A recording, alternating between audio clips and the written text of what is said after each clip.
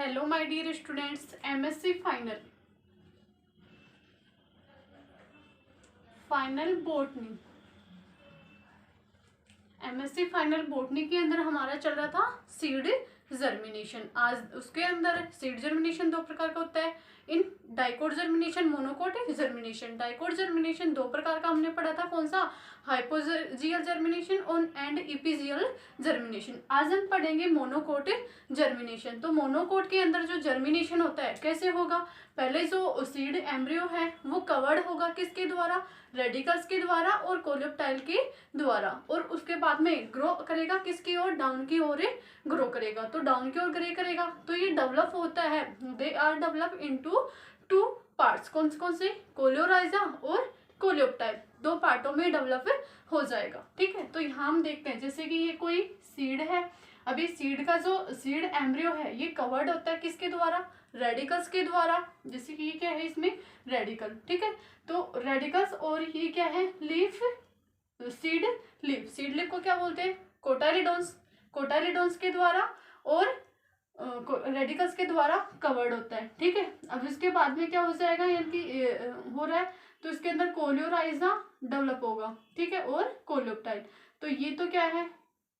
Radicals है, और ये रेडिकल से क्या बनाएगा? रेडिकल के द्वारा प्राइमरी रूट से अपीयर हो जाएगी, जो किसके द्वारा होगी? इनकी जो रेडिकल है, रेडिकल से ही क्या होता है? कोलियोराइजा होता है। कोलियोराइजा क्या है? फर्स्ट पार्ट है जो ग्रो कर रहा है और फॉलो कर रहा है किसको? रेडिकल्स को, और ये क्या बनाएगा? प्राइमरी रूट बनाएगा। दूसरा है कोलियोप्टाइल। ये कोलियोप्टाइल होता है, जैसे ग्रो हो रहा है। ठीक है, किससे? कोटाइलिडोन से और रेडिकल से ये निकल रहा है। ठीक है, अब ये क्या होता है? होलो सिलेंड्रिकल पार्ट से होता है। जैसे कि गेहूं की बात करते हैं तो गेहूं के अंदर जो नली जैसे स्ट्रक्चर होते हैं वो ही क्या होते हैं? कोलियोप्टाइल होता है। और कोलियोप्टाइल से के बाद में इसमें क्या होगा? ग्रो अप करेगा, ऊपर की ओर ग्रो करेगा थ्रू द सोइल सर्फेशन, की सोइल से ऊपर की ओर ग्रो करेगा और क्या बनाएगा? प्राइमरी लीफ स्ट्रक्चर बना लेगा। ठीक है, तो जैसे हम बात करें ये सीड है, ये इसकी प्राइमरी रूट हो गई और इसके बाद में लीफ स्ट्रक्चर बनाना स्टार्ट, तो ये क्या कहलाता है? कोलियोप्टाइल कहलाता है। तो ये हो गया मोनोकोट जर्मिनेशन। अब इसके अंदर जो है कोलियोप्टाइल के अंदर जो ग्रोविंग पॉइंट्स है वो स्टॉप हो जाएगा और इलोंगेशन क्या हो जाएगा? इनकी elongate stop of elongation, shoot part emerge the leaves. अभी जो शूट पार्ट क्या करेगा? लीफ को इमर्ज करेगा, इनकी पत्तियां बनना स्टार्ट हो जाएगी। तो ये हो गया हमारा मोनोकोट जर्मिनेशन। चलो देखते हैं in monocots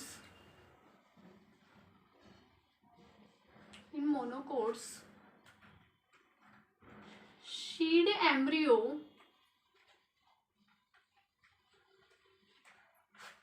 covered by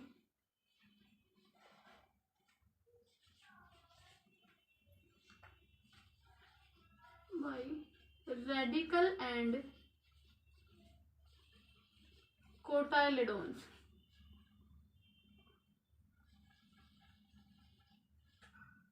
Cotyledony parts.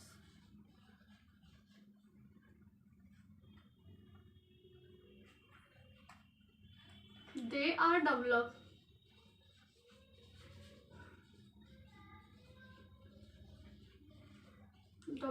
into coleorhiza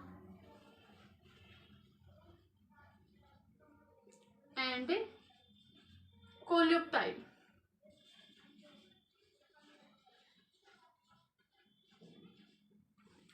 Coleorhiza is the first part of plants. Coleorhiza is the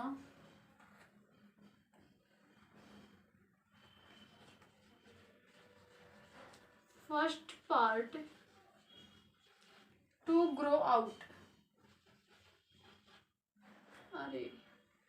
and grow down. Part and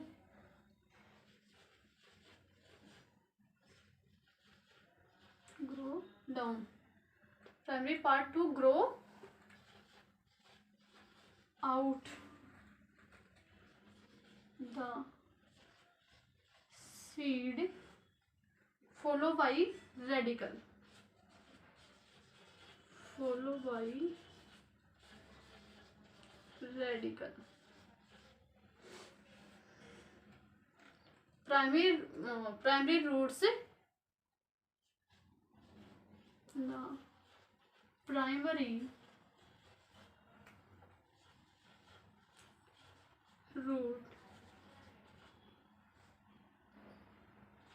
pickers, यहाँ पे प्राइमरी रूट निकल जाएगी।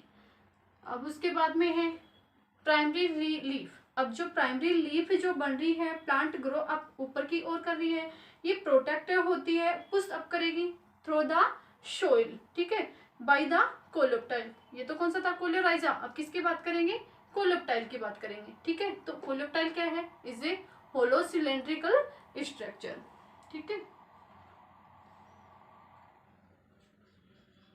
The primary leaf of plant grow up, it is protected, और ये protect होती है किसके द्वारा, कोलेप्टाइल के द्वारा। it is protected as it pushes up through the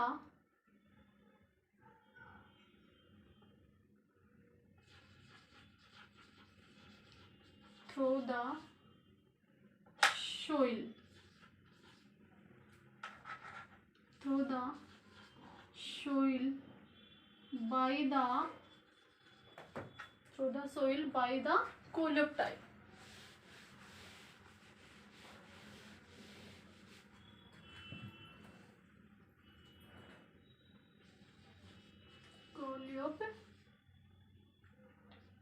coleoptile, ठीक है। Coleoptile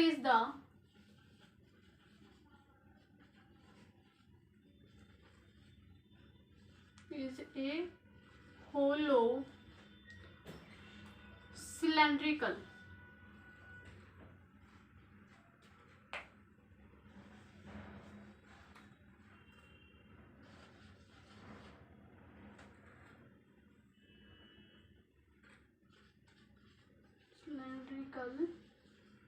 structure.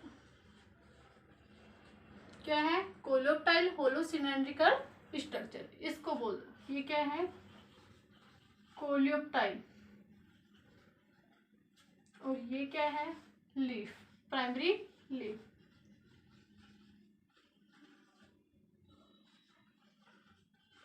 और इसको क्या बोल दोगे, प्राइमरी रूट। ये हो गई हमारी प्राइमरी रूट। अब इसके बाद में यहाँ पे क्या है, डेवलपमेंट स्टॉप हो जाएगा, the elongation of shoot part, इनकी जो डेवलपमेंट है वो तो स्टॉप हो जाएगा। इलोंगेशन होगा किसके अंदर, शूट पार्ट के अंदर, ठीक है। शूट पार्ट इमर्ज करेगा किसको, लीव्स को, ठीक है। तो ये हो गया monocot germination. The development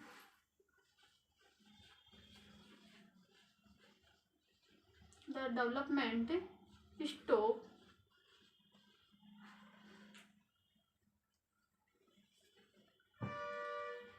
and the elongation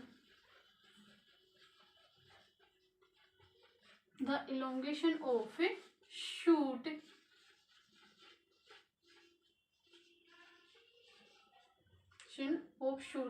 part, इनके बढ़ा होगा कौन सा, shoot part, and emerge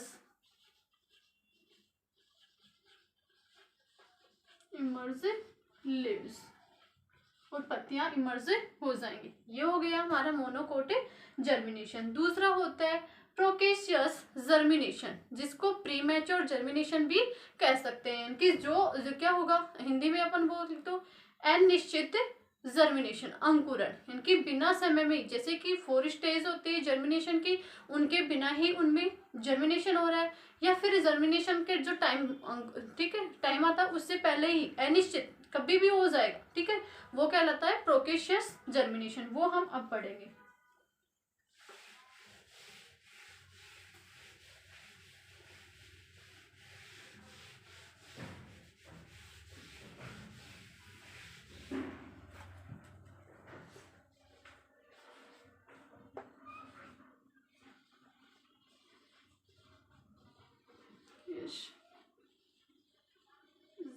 germination.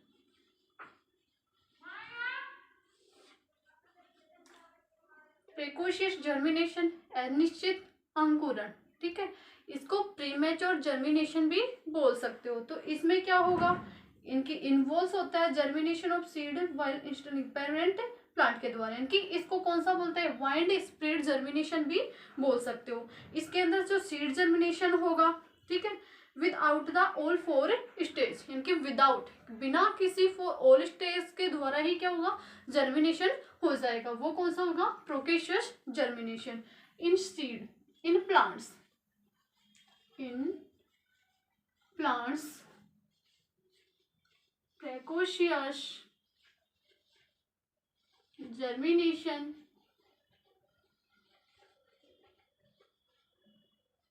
And premature germination.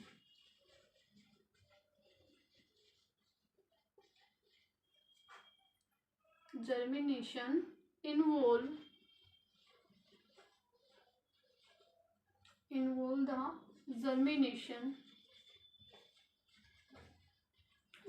the germination of seed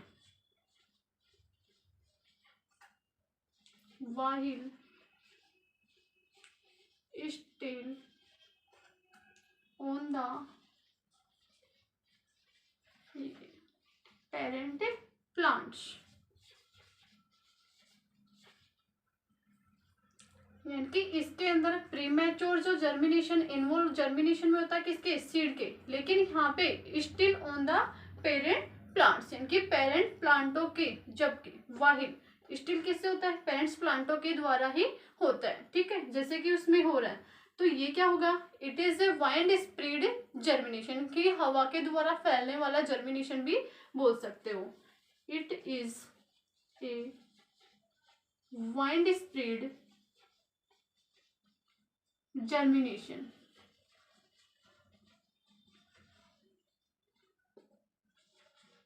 क्यों बोल सकते हैं, वाइंड स्प्रेड फिनोमोन बोल सकते हो, इनकी घटना, germination wind spread phenomenon.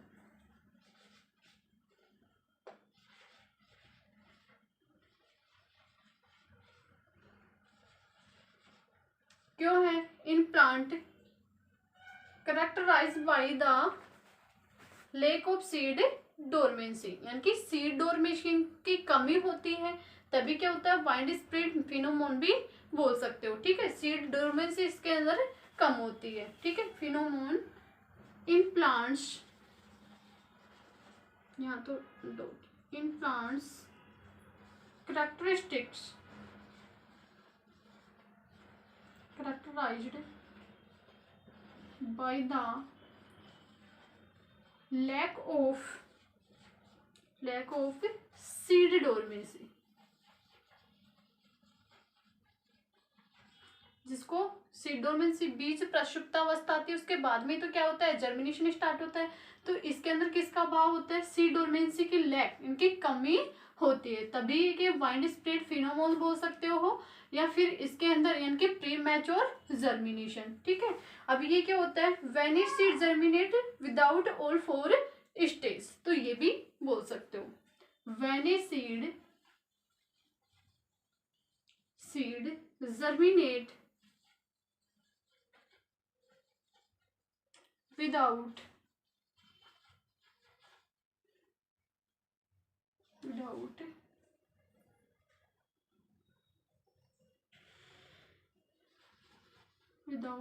the all four stage,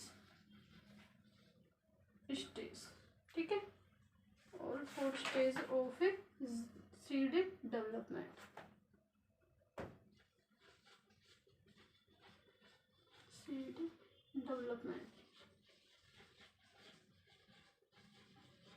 तो ये हो गया प्रोकेशियस जर्मिनेशन।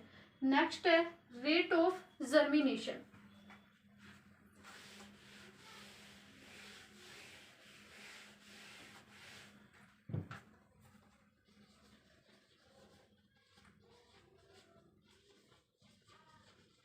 रेट ऑफ जर्मिनेशन, अब ये कैसे देखेंगे, जर्मिनेशन की रेट, ठीक है।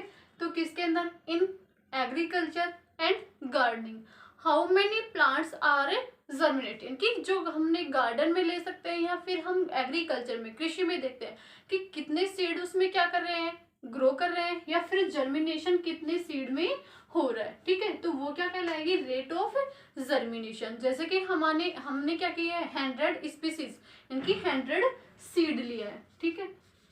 ये फिर स्पीसीज को 100 सीड लिया है, उसमें से कितने 85 सीड क्या करेंगे, जर्मिनेट करेंगे। क्यों करेंगे, 85% भी सीड जब जर्मिनेट करेंगे जब उसको ऑल कंडीशंस उसको मिलेगी, ठीक है, ऑल फेवरेबल कंडीशन प्राप्त होगी, जैसे कि ह्यूमिडिटी वगैरह है, टेम्परेचर है, उसके अलावा इसके अंदर क्या हो रही है, एनवायरमेंटल कंडीशन है, या फिर एक्सटर्नल और इंटरनल फैक्टर्स हैं, ठीक है, सारे ही उसको पूरे मिल रहे हैं, तब भी कितने होंगे, ओनली 85% ही क्या होंगे, सीड जर्मिनेट होंगे। तो ये क्या कहलाएगी, 100 में से 85 पे ही क्या कर रहे हैं, जर्मिनेट कर रहे हैं, तो ये कहलाएगी रेट ऑफ जर्मिनेशन, ठीक है। Into the agriculture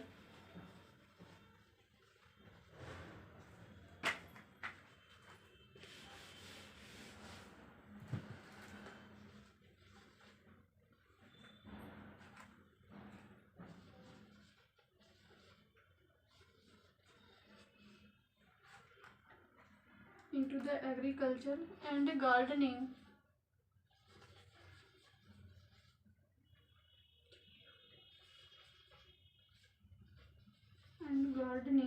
the germination rate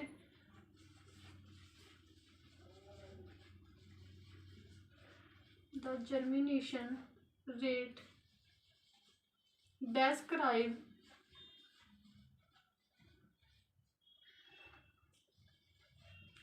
how many seed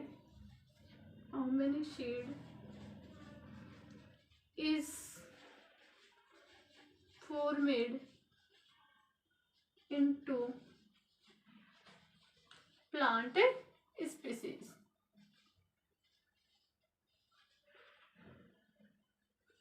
ठीक है, कितने हो रहे हैं, the rate of germination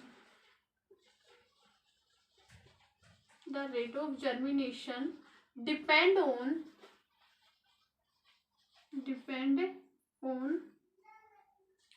the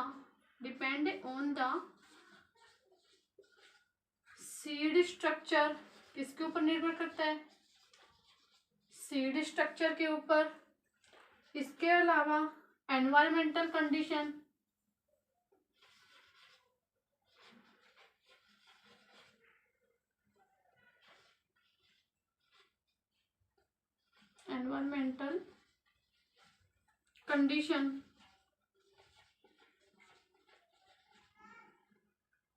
and external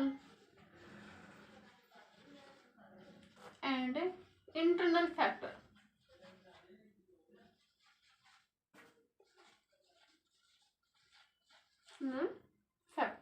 ठीक है। फॉर एग्जाम्पल कौन सा लेंगे, ऑन एक्सपेरिमेंट 100 सीड ग्रो कर रहे हैं, over the 85% seed germinate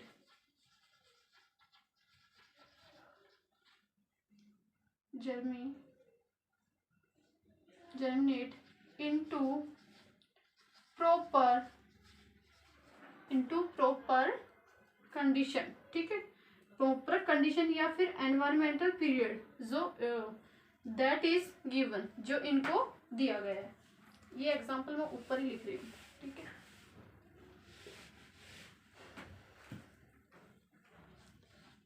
100 seed over 85% seed germinate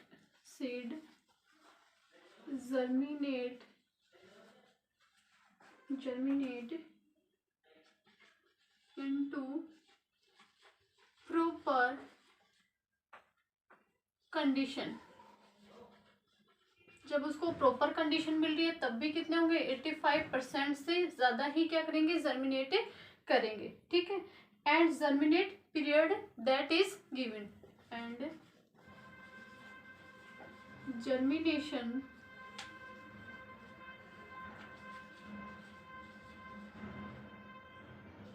period